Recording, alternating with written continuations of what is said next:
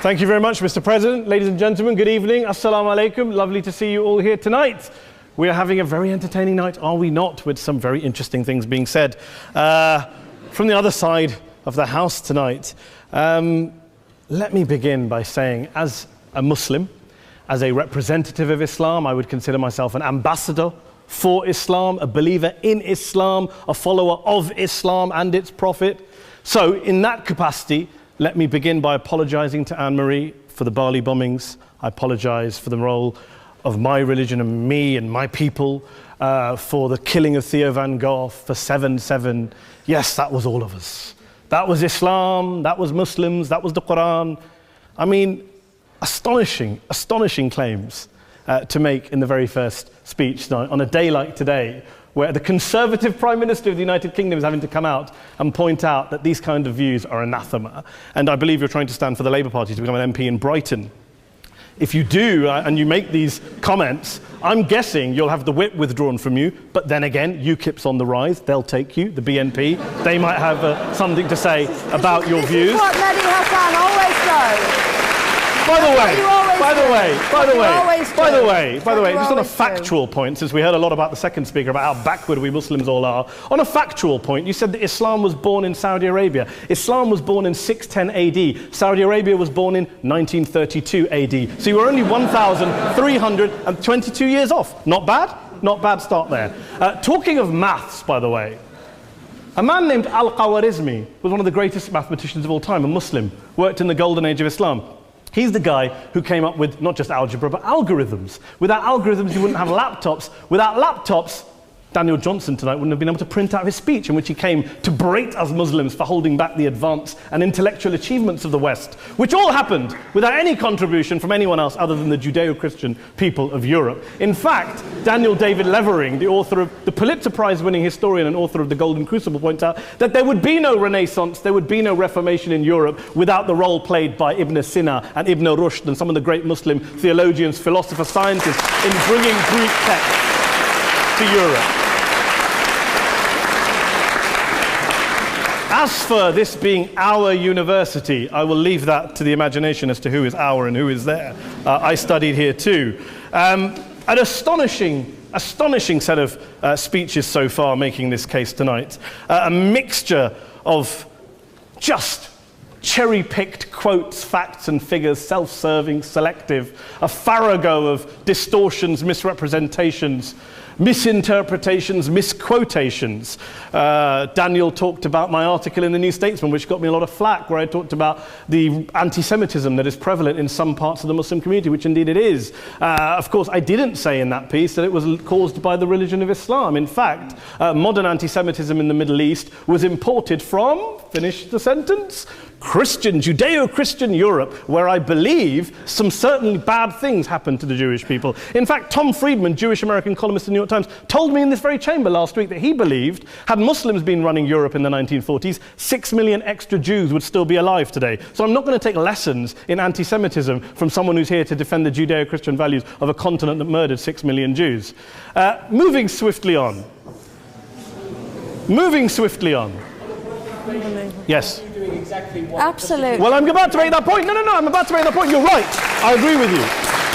I agree with you 110%. That is my point. I don't think Europe is evil or bad. I'm a very proud European. I don't want to judge Europe on that basis, but if we're going to play this gutter game where we pull out the Bali bombing and we pull out examples of anti-Semitism in the Islamic community, then of course I'm going to come back and say, well, hold on. I mean, look, let's be very clear. Daniel here was a last-minute replacement for Douglas Murray, who had to pull out. And Douglas and I have a well-documented differences, but to be fair to Douglas, as to be fair to Anne-Marie and to Peter, atheists. Atheists see all religions as evil, violent, threatening. What the problem I have with Daniel's speech is that Daniel comes here to run this robust defense of Christianity, forgetting that his fellow Christians, people who said they were acting in the name of Jesus, gave us the Crusades, the Spanish Inquisition, the anti-Jewish pogroms, European colonialism in Africa and Asia, the Lord's Resistance Army in Uganda, not to mention countless arson and bomb attacks on abortion clinics in the United States of America to this very day. I would like a little bit of humility from Daniel first before he begins lecturing other communities and other faiths on violence, terror and intolerance. But, no thank you. Some water. But I would say this, to address the gentleman's very valid point here, I'm not going to play that game. I don't actually believe that Christianity is a religion of violence and hate because of what the LRA does in Uganda or what Crusaders did to Jews and Muslims in Jerusalem when they took back the city in the 12th or 13th or whatever century it was. I believe that Christianity, like Islam, like pretty much every mainstream religion, is based on love and compassion and faith. I do follow a religion in which 113 out of the 114 chapters of the Quran begins by introducing the God of Islam as a God of mercy and compassion. I would not have it any other way. I don't follow a religion which introduces my God to me as a God of war, as some kind of Greek God of wrath, as a God of hate and injustice. Not at all. As Adam pointed out, you go through the Quran and you see the mercy and the love and the justice. And yes, you have verses that refer to warfare and violence. Of course it does. This is not a motion about pacifism. I'm not here to argue that Islam is a pacifistic faith. It is not. Islam allows military action, violence in certain limited contexts. And yes, a minority of Muslims do take it out of that context. But is it religious? Well, we talked about Woolwich. Daniel and Anne-Marie have suggested that it's definitely religion that's behind all of this. Well, actually, what I find so amusing tonight is we're having a debate about Islam. And the opposition tonight have come forward. We have a graduate in law, a graduate in modern history, a graduate in chemistry. And, you know, I admire all of their intellects and their abilities, but we don't have anyone who's actually an expert on Islam, a scholar of Islam, a historian of Islam, a speaker of Arabic, even a terrorism expert or a security expert or a pollster, let alone to talk about what Muslims believe or think. Instead, we have people coming here, putting forward these views, putting forward these sweeping opinions. Listen to Professor Robert Pape of the University of Chicago, one of America's leading terrorism experts, who, unlike our esteemed opposition tonight, studied every single case of suicide terrorism between 1980 and 2005, 315 cases in total. And he concluded, and I quote, "There is little connection between suicide terrorism and Islamic fundamentalism or any of the world's religions. Rather, what nearly all suicide terrorist attacks have in common is a specific secular and strategic goal to compel modern democracies to withdraw military forces from territory that the terrorists consider to be their homeland." And the irony is, when we talk about terrorism, the irony is that the opposition and the Muslim terrorists, the Al-Qaeda types, actually have one thing in common, because they both believe that Islam is a warlike, violent religion. They both agree on that. They have everything in common. Osama bin Laden would be nodding along to everything he's heard tonight from the opposition side. He agrees with them. The problem is that mainstream Muslims don't. The majority of Muslims around the world don't. In fact, a gentleman here started quoting all sorts of polls. Gallup carried out the biggest poll of Muslims around the world, of 50,000 Muslims in 35 countries. 93% of Muslims rejected 9/11 and suicide attacks. And of the 7% who didn't, they all, when polled and focus grouped, cited political reasons for their support for violence, not religious reasons. And as for Islamic scholars and what they say, well, Daniel talks about our University of Oxford. We'll go down to Oxford Centre for Islamic Studies, get hold of a man named Sheikh Afifi al-Akiti, who is a massively well-credentialed and well-respected Islamic scholar, who has studied across the world, who in the days after 7/7 published a fatwa denouncing terrorism in the name of Islam, calling for the protection of all non-combatants at all times, and describing suicide bombings as an innovation with no basis in Islamic law. Go and listen to Sheikh Tahir al-Qadri, one of Pakistan's most famous Islamic scholars, who published a 600-page fatwa condemning the killing of all innocents and all suicide bombings unconditionally without any ifs or buts. There's nothing new here. This is mainstream Islam, mainstream scholarship, which has said this for years. You don't go out and kill people willy-nilly in the high street or anywhere else, on a bus or a mall, based on verses of the Quran that you cherry-pick without any context, any understanding, any interpretation, or any commentary. Point of information. Please. Well, it doesn't happen apparently. I didn't say it doesn't happen at all. I never said it didn't happen. I don't blame Islam. Yes, it's a very good point. And a lot of us are campaigning against that. And we're campaigning against it in the name of Islam. We're campaigning against it in the name of various interpretations of Islam. Anne-Marie comes and scares us with her talk of Sharia law. I would like to see the book of Sharia law. It doesn't exist. People argue over what Sharia law is.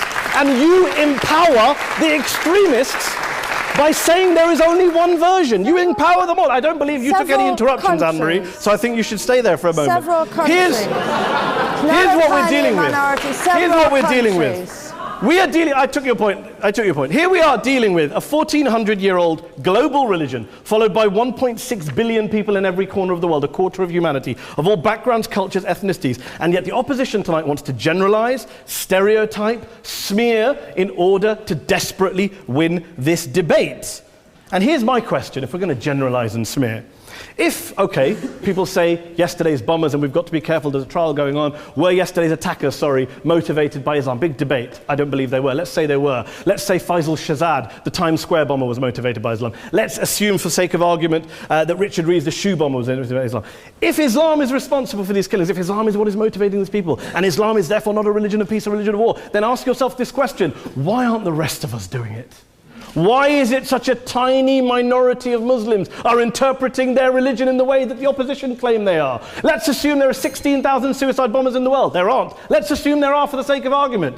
That's 0.001% of the Muslim population globally. What about the other 99.99% of Muslims who the opposition tonight either ignore or smear? The reality is that the rest of us aren't blowing ourselves up tonight. The reality is that the opposition came here tonight not worried about the fact that me and Adam might pull open our jackets and blow ourselves up tonight because we're followers of a warlike warrior religion which wants to take over Europe and Daniel's university. The issue is this.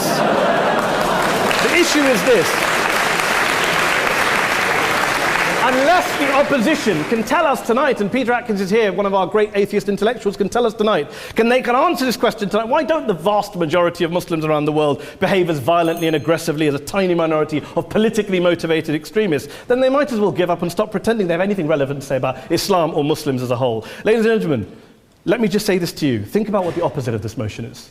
If you vote no tonight, think about what you're saying the opposite of this motion is. That Islam isn't a religion of peace, it's a religion of war, of violence, of terror, of aggression. That the people who follow Islam, me, my wife, my retired parents, my 6-year-old child, that 1.8 million of your fellow British residents and citizens, that 1.6 billion people across the world, your fellow human beings, are all followers, promoters, believers in a religion of violence. Do you really think that? Do you really believe that to be the case? They say that in the Oxford Union, the most famous debate was in 1933 when Adolf Hitler looked out for the result of the King and Country motion, where they voted against fighting for King and Country, and Hitler was listening out for the result. Well, tonight, 80 years on, there are two groups of people around the world who I would argue are waiting for the result of tonight's vote. There are the millions of peaceful, non-violent, law-abiding Muslims both in the UK, Europe, Asia, Africa and beyond, who see Islam as the source of their identity, as a source of spiritual fulfillment, of hope, of solace.